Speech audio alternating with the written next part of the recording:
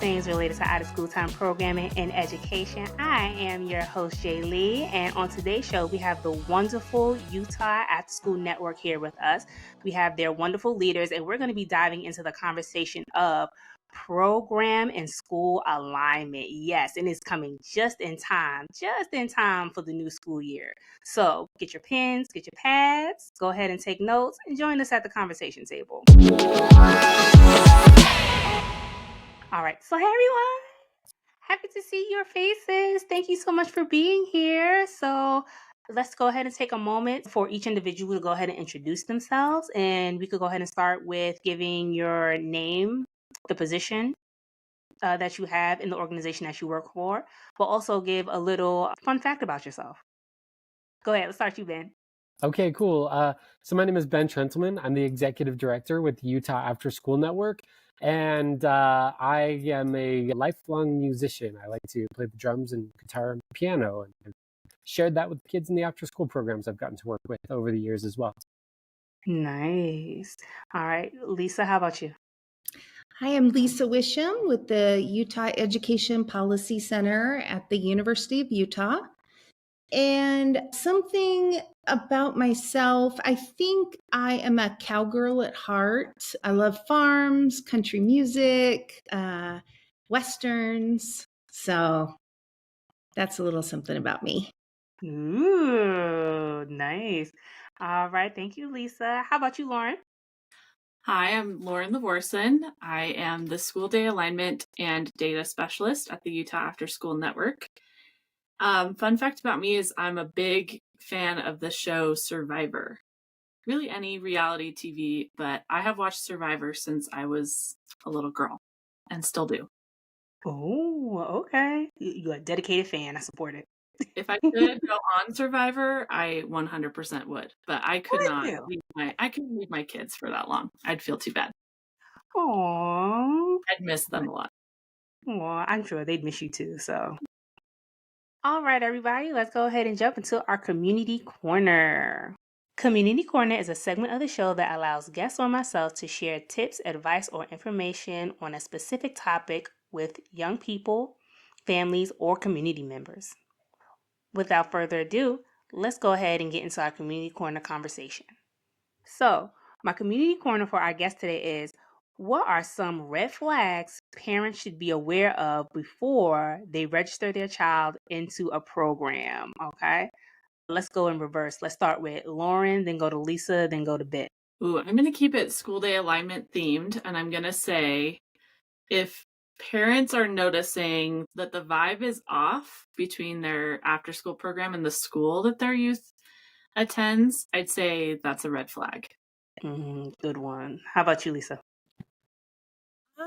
I think that the parents making sure that the programs are high quality, perhaps having some longevity, not to say that new programs could not be outstanding, but longevity with programs, how long the staff have been there, are the staff part of the school day teachers? Is there, just like Lauren said, is there some connection to the school day? I think those are important points to highlight. Good one. Good one. How about you, Ben? So the first thing that comes to mind for me is how that program communicates with the community and parents and families. If that program cannot clearly respond to requests from parents, if that's not happening in a timely manner, if they don't have things for you like a calendar of events or a schedule, those are all big red flags. If they don't have a schedule and that structure, then that program is probably going to suffer. Good thing. Because oftentimes, what I try to stress to everyone else, or with even the people that I work with, before school happens or before a program even starts, within your first newsletter, it should be your calendar attached. Mm-hmm. You should at least have your first month planned out to see what you want to do and how everything is going to go. And then from there, roll them out each month. But essentially having a theme that you're following, that you could go ahead and plan to give to parents so they know what's going on and when it's going on, especially for school events within the first month. Yeah. Awesome. All right, everybody, we are going to go ahead and jump into our interview questions. Yeah. All right. So today we are talking about school and program alignment and why it is so important. Now, sometimes I know when we walk into programming, it's important for us to look for the connection between how things run during the day, as well as what it looks and after school time as well, and see how they're functioning together. Sometimes we do not always see that collaboration and that partnership within school and after school programming. But we're having this conversation to inform people what are some ways they could better collaborate, with each other in that space, being that you're serving the same children. Right.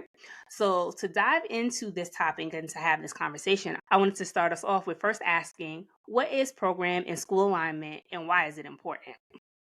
So we at the Utah Afterschool Network define school day alignment as the level of coordination and collaboration between school day and after school program teams. And we use what we call the 5 pillars, that's totally self-named, of school day alignment. And those 5 are relationships, policy, shared resources, student needs, and academics. So we believe that those 5 pillars you can use as a guidepost to make sure that you are fully coordinated and collaborated between your school day and after school program team.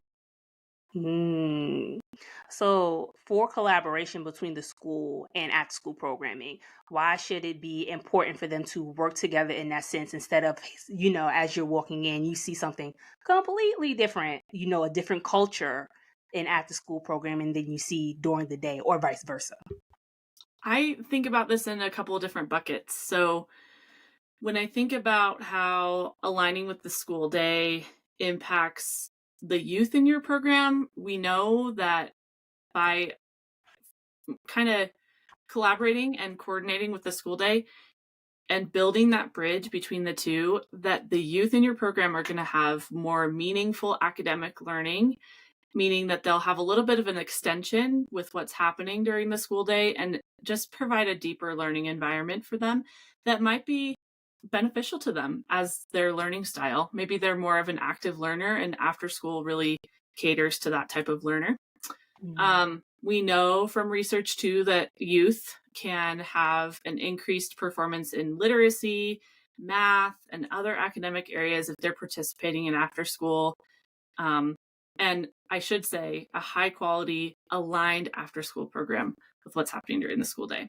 And the second thing that I think about when I think about school day alignment and how it benefits everybody, I think that by aligning with the school day, you're really helping the school to shine too, because not only are you increasing or enhancing academic achievement of the youth in your program, but you're maybe increasing communication between the school and the parents as acting kind of like that third party or just an added source of support for families.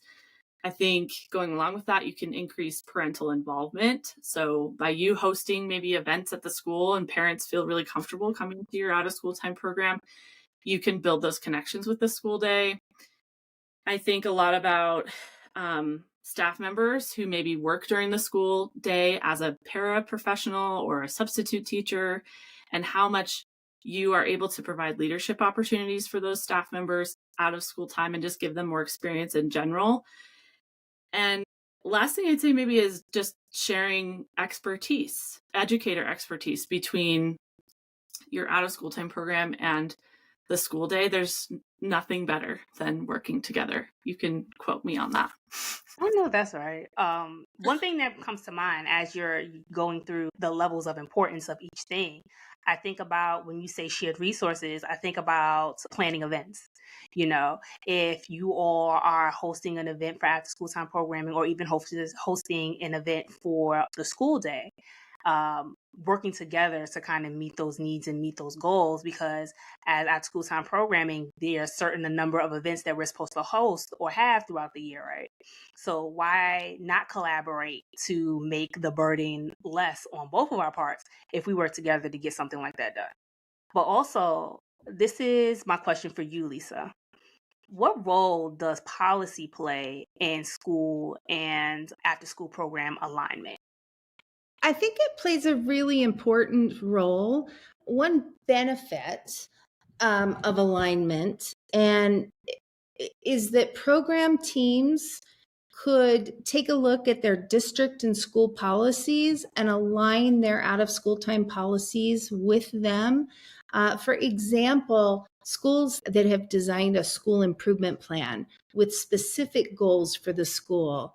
Out of school time programs could, for lack of a better term, do their homework, find the school improvement plan, and be able to identify and align areas that their activities and services support on the school improvement plan, and then approach the school administrators or the district administrators and say, here's how we can contribute. Here's how we can contribute to the school being successful with the school-wide goals for the year. Another tricky policy piece for program and school alignment is the idea of data. Utah, just like every other state, I'm sure, has strong data privacy protections and policies in place. And we want to honor that and make sure that we're not asking or encouraging program teams to ask the schools for any identifiable data.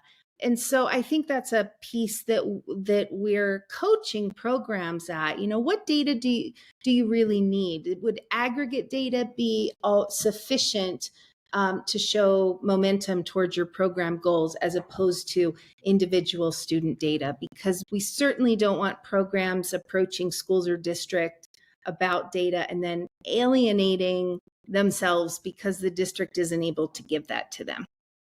Ooh, that's a good one, Lisa. That's a good one. Because I know in collecting that data, not focusing on individual children, but focusing on the demographic itself is more beneficial because you don't want to single anyone out. Exactly. So, yes. how can programs begin to have those conversations with their school? What are some things in pulling data? What should they look for or should they ask for? Not it's individual student data, perfectly fine, completely get it. But for the school and for the program itself to complete or achieve whichever goal they're trying to achieve, what are some things that they should ask for as far as data is concerned? Well, I think one of the things that's really helpful is studying and recognizing how much out of school time program attendance can lead to school day attendance. And that is something I think in the aggregate, it's very easy to study that. So I would say looking at attendance data, but also working with the individual teachers. If there's a teacher that has a number of students from there, thinking about an elementary school classroom, maybe they have a handful of students attending the out of school time program. So looking at reading levels, looking at math levels, having those conversations with teachers to say, how can I support you? I know that you're working on reading fluency with these students. So maybe, without giving me individual data, share with me some strategies that I can use in the out of school time program so that students can be more successful in the classroom. Good. Anyone want to add to that? I think that was great, Lisa. That's exactly what I would say. I'd say sometimes the best data that you're going to get is just in those sometimes walk and talk conversations that you're having with teachers or principal as you're, like walking to lunch together, or walking to the teachers lounge together, and just having those organic conversations about the youth that are in your program. I think the things that you need to know are going to come up. Yeah. And you can use that data in a really smart way to guide, I'd say, any part of your program. I was thinking academically, especially. Yeah. Yes. Go ahead, Lisa. Well, I was going to say the students themselves, too, having those informal conversations with students to say, how are you doing in math? What do you like about math? What do you struggle with? Not to say, what was your RISE test score in math last year? But more, tell me what you like and what you don't like and how we might be able to support you in the out of school time program. I think sometimes students can give us so much information if we take the time to invest in relationship building with them. And to add to the conversation, so I'm part of another coalition that's looking at addressing some student needs in a couple areas around Salt Lake City. And one of the things that we did that was really impactful for our group was going to a area middle school and meeting with the counseling team there to really talk about what are the things that students are identifying, what are some of the biggest concerns that you're seeing here, where are some of the biggest gaps in support that students and families are receiving here. And they were really happy to talk about those things. I feel like as you're building relationships within schools, sometimes there can be some hurdles as you're working to establish a relationship with the administration. But a lot of times it can be a little bit easier. They can also have a little bit more time and flexibility as you're working with some of the other faculty around the school to talk about what are you seeing? What are the needs? What gaps can this program fill in what you're trying to address the most? And really, those counselors are hearing about academic, social and emotional, mental wellness, all number of different issues. And they were able to have a really good, candid conversation with us about exactly what they were seeing there. Thank you, Ben. And I believe that connects us to student needs, knowing what your students may need and relying on those relationships that you make with the school. That's what makes that bridge or that collaboration so important. So to follow what you said, Ben, or to ask my additional question is, who are some of the people or who are some of the key people that you need to keep in mind when building relationships within the school? The list goes on and on. You could start with your principal, vice principal, school counselor. I always recommend those working at the front desk or in the front office. They are the actual key to the school sometimes. I think the custodian is a really important one too, as you're talking about having access to shared spaces and resources. Teachers, of course, getting like paraprofessionals on your team, especially if you're struggling with staffing. A lot of them would love to spend some extra time after school with those kids. And then one, maybe I find that the PTA president is also a really good one because they tend to have really rock solid relationships with pretty much everybody in the school. And if you can get them in your corner, you never know who might be an after school champion at your school. I know that's right. I support the PTA. Yeah. And along the lines of the PTA, a lot of schools also have like school and community councils that will be inclusive of community partners, parents, educators, faculty as well. And so those are great groups to get involved in.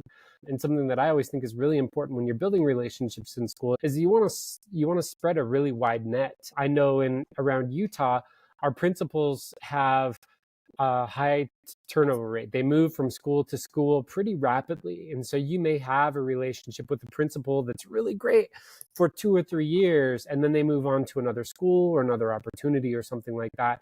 And so then you're starting fresh with a new principal. And so if that's where you put all your eggs, then you're starting all over again. And so I found, when I've worked with schools, I love to spend time in the faculty lounge around lunchtime. I'd go in and I'd have lunch with the teachers and build relationships with them, ask them for advice on different kids, ask for help in our programs. And so I always had a really tight network with the teachers and the custodian and the lunchroom crew and everything. And so if a new principal came in, I had all of these people in the school that could vouch for our program. And the same as other relationships came into this scenario. I remember one school I was with, they hired a social worker, which was really great. And a bunch of the faculty in the school were immediately like, you really should go and talk to the after school program because they have these relationships with parents. They're already doing these community events with students in the school. They're making a lot of the connections that you should be able to follow up on really clearly.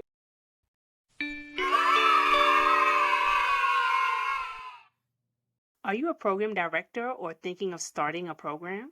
Maybe you need new curriculum that focuses on character development or technical skills. Maybe you need help establishing effective program logistics to have an impactful program culture. Or overall, you just need a program evaluation. Well, School After Hours Consulting is here to help. Contact us at schoolafterhours.com And our contact information is in the show notes. Hope to hear from you soon. My additional question is for student needs. One of the pillars that you talk about is how do you begin to assess student needs and building that relationship with the school and the after school program? Because I'll be the first one to tell you how the kids act during the day is not necessarily how they act during after school. Yeah, that can definitely be the case, you know. I mean, and so some of the things that I'd recommend are, you know, looking at what other data is around there that's related to the kids that are in that area. If there are any risk assessments that you can get access to, that can be very telling of what is happening outside of the school day for those kids and issues that you can be addressing. Again, some of those relationships that you're able to build with the faculty can be very telling. If they trust you enough to talk about the issues that they're experiencing during the day, I found that in building relationships, teachers were really more than happy if you went in and were like, hey, I'm working with Toby after school and I've had some concerns. What's being effective in the strategies that you're working on to support his behavior? Or have you noticed these things as well? And they're usually more than happy to say, oh yeah, it's this and this, and I do this, and this positive reinforcement is really effective, and I worked out this plan with his parents, and so you should talk to them too. So all three of us are doing the same thing together, I think can be really effective. Wow. Can I add, Ben, what I'm hearing from what you're saying too, that I know to be true, is that it has to be two-way, transparent communication, and it has to be consistent. Because if it's just one, for example, the after school program that's consistently going to the school and saying, we have this concern, we see this behavior, what about this this academic component of this student's life, and the school, you know, ignores it, or vice versa. If the school's coming to you and expressing a concern that you're maybe not hearing out all the way through or not following through with, it's really hard to build the trust necessary to meet student needs. There's just no way that you can fully meet your youth's needs if you're not consistently communicating and meeting regularly regarding the students in your program and at the school. That's good. Lisa, I do have a question for you concerning that. Like when it comes to pulling data around improvement on behavior, how do we begin to assess that within school day and out of school time programming data and information? I'd probably suggest starting with the central office and finding out about the number of office referrals, for example. Finding out the aggregate number of office referrals in a day, in a week, seeing maybe sharing with the principal, if the principal's not aware of the regular attendees to the out of school time program, seeing if any of those students are some of the heavy hitters for the office referrals, and going from there. And then again, conversations with teachers, conversations with the students themselves, and, you know, really observing their behavior, sometimes observing their behavior during the school day. I don't know of an administrator that would turn down the opportunity if a out of school time coordinator approached the principal and said, would it be okay every couple of weeks if I come in and observe lunch and recess, and just to get some qualitative data for our out of school time program, how we can best support the students. And I think that is a great way. A lot of times we think of data as test scores and grades and attendance numbers, but that qualitative data through observations and talking with students and families and teachers is so critical. Good stuff. Good stuff. And something that I think is important to mention there too is a lot of the things that we've discussed are things that come to mind most for like a school-based program.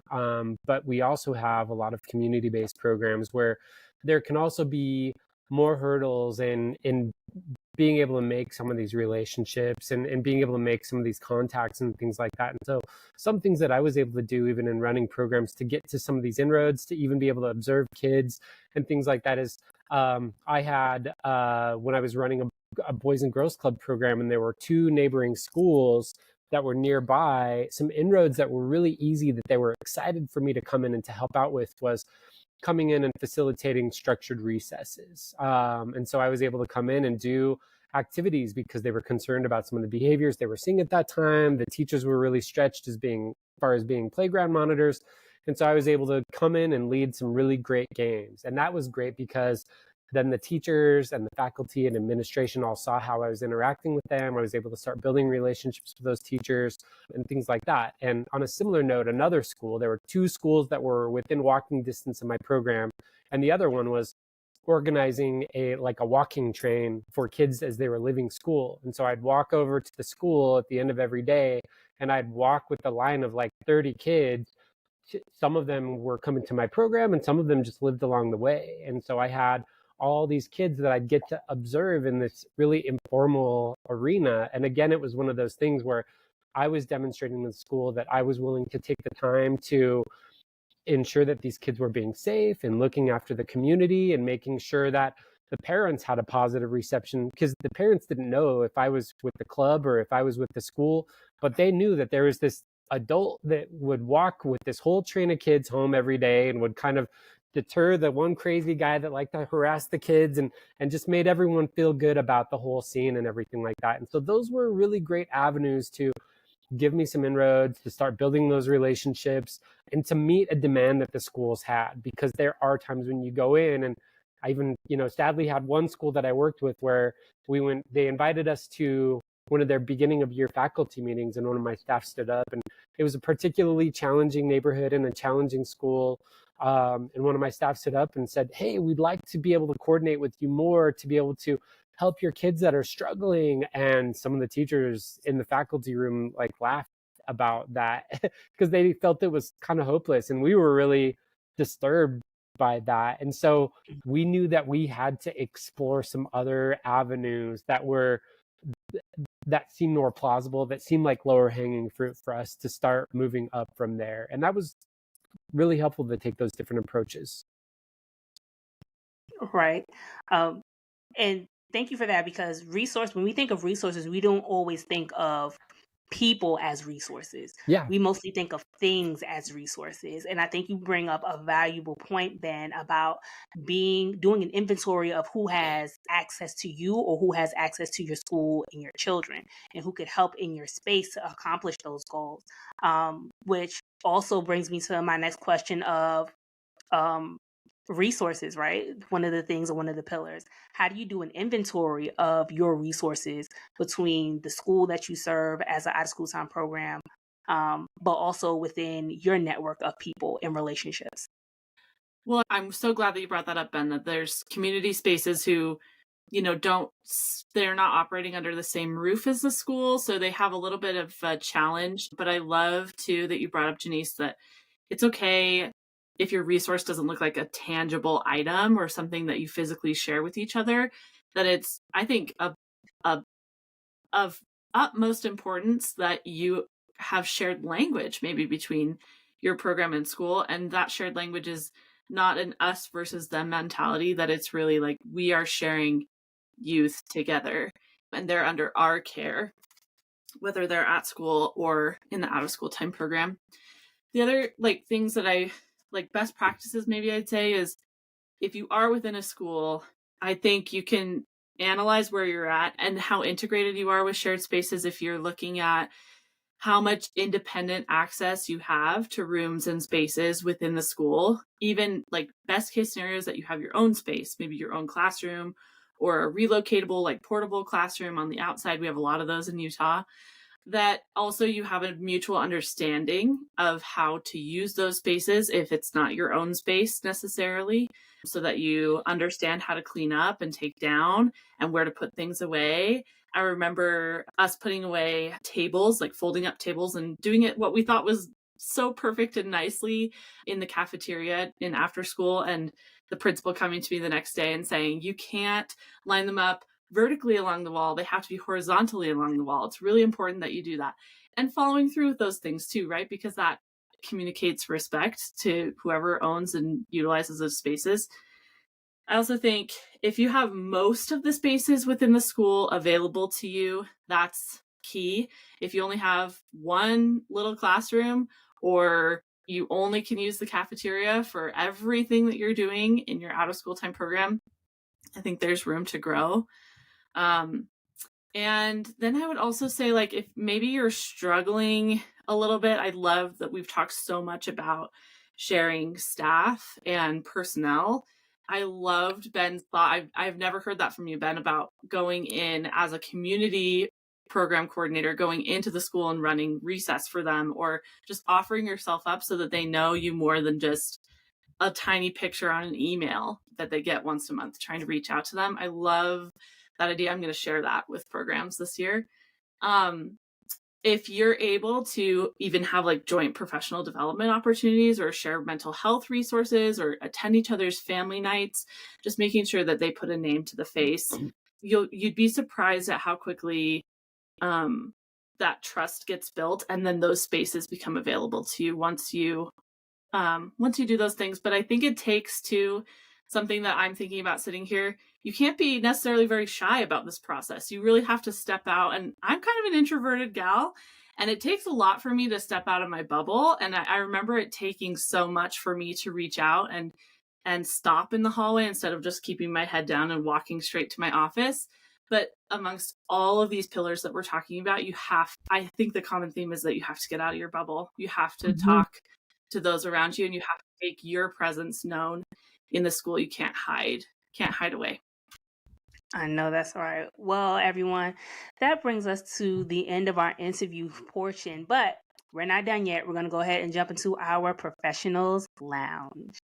Professionals Lounge is a segment of the show that allows guests to share advice with other practitioners in the OST and youth development field about how they can begin growing their gifts and talents, but also develop themselves as professionals in the field. Here's our Professionals Lounge conversation. So, everyone, my Professionals Lounge question for you is, what is one piece of advice you would give anyone going through this process of aligning their school and the program so they could go ahead and accomplish their yearly goals? What advice would you give that individual? Who wants to go first? Go for it. Okay. What I tell programs that I work with almost every time I meet with them is that school day alignment is a marathon, not a sprint. It's not a 5K race. It is the full marathon. It takes time. It may take a couple of years for you to feel like you're fully integrated into the school. I would say especially so if you're a community school, but it's well worth the time and effort that you put into it. Yeah, and something that comes to mind for me is I think one of the big hurdles that after school providers have in building these relationships is feeling like they have an air of legitimacy to bring to the table. I think that they can be perceived as inexperienced sometimes or young. And so there are tools, field-wide tools and resources that are available that I think if you bring those to the table to share with the administration in the school and faculty in a school, then they understand that it's a bigger picture and that you're not just, giving kids dodgeballs to hook at one another, but you actually have intention and design and structure and how you're running your program. And so I know in Utah and many other states, we have a quality self-assessment tool that is a tool that talks about all of the best practices in running an after-school program and keeping themselves safe and building relationships, creating positive learning structures, and making sure that you have all of your administrative ducks in a row as well. And so that's something that I've taken to principals, and I've gone through that process of sharing that type of thing with them. And so then they know that there's intention in the design of your program and that you're not just flying by the seat of your pants, and that it's part of something that is larger than just your program as well, and that you want to infuse additional structure into their school, and you're not just unleashing these chaotic gates and letting the kids run loose and everything like that. And I think that brings them a lot of relief. And again, to what we just talked about, helps them understand that there are shared resources and other things that you each have to offer one another, or maybe some holes that you identify in that process that they can help to fill, or maybe in them understanding the best practices you're engaged in, there are some holes that they have that you can fill as well. So I think that's really important. Awesome. Lisa?